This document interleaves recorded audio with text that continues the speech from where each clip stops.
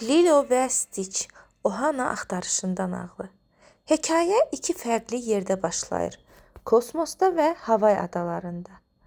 Kosmosun dərinliklərində Galaktik Federasiya laboratoriyasında dəli alim Jumbo cənab tərəfindən təcrübə 626 adlı kiçik, mavi, çox aqressiv və məhvedici bir varlıq yaradılır. 626 qanundan kənar bir məxluq elan olunur və sürgünə göndərilir. Lakin o, nəqliyyat gəmisindən qaçır və təsadüfən yer kürəsinə, dəqiq desək, Havay adalarından birinə düşür. Kau adasında Lilo adlı kiçik, tənha, xəyalpərəst bir qız yaşayırdı. Lilo valideynlərini itirib və indi yaşca böyük bacısı Nani ona baxır. Lilo başqalarından fərqli olduğu üçün dost tapmaqda çətinlik çəkir. Nani isə həmişə işləməyə, həm də Lilonu böyütməyə çalışdığı üçün çətinlik çəkir və sosial işçilər onları ayırmaqla hədələyirlər. Lilo bir gün sığınacaqdan özünə bir it götürmək istəyir. Götürdüyü bu qəribə mavi varlıq isə əslində kosmik canavar təcrübə 626, yəni Stitch olur. Lilo bilmədən ona Havay dilində Stitch, yəni tikmə, birləşdirmə mənasında adını verir. Stitch əvvəlcə ancaq dağıntı törətmək istəyir. O dağıdır, dişləyir və Lilonun həyatını alt-üst edir. Ancaq Lilo onu tərk etmir.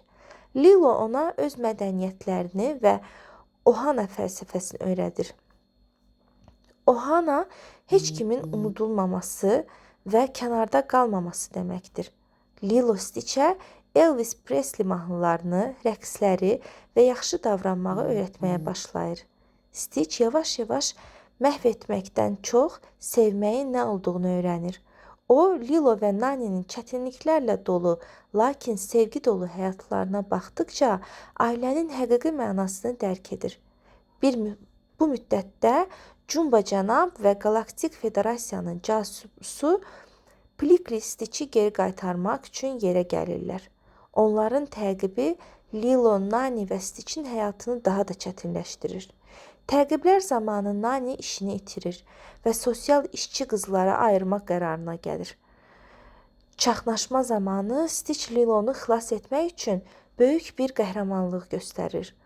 O, pis varlıq olmaqdan imtina edərək ailəsinə sadiq qalan bir varlığa çevrilir. Sonda Galaktik Federasiya Stitch'in yer üzərində artıq yaxşılaşdığını və Ohana'nın bir hissəsi olduğunu görür. Lilo və Nani onu ev heyvanı kimi saxlamağa icazə alırlar. Jumbo və Plickly də cəzadan qaçmaq üçün yer kürəsində qalırlar və özləri də bu qəribə, lakin sevgi dolu ailənin bir hissəsinə çevrilirlər.